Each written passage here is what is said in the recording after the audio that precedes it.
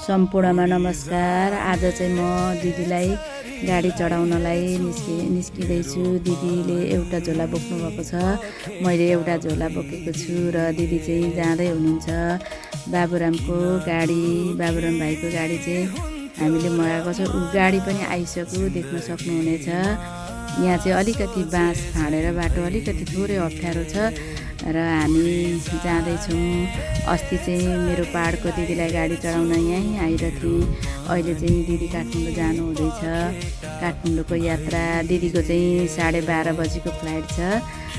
त्यही भएर दिदीलाई अलिकति चाँडै निस्किनु पर्ने भएको हुनाले अहिले 11:15 मात्रै हुँदैछ र जाँदैछौँ। बाबुराम भाइले चाहिँ गाडीमा झोला हालिसक्नु भएको छ। दुईटै झोला हामीले बाहिर डिक्कीमा राखिसकेको छौँ र अब दिदी चाहिँ अगाडि बस्नलाई जान लाग्नुभएको छ।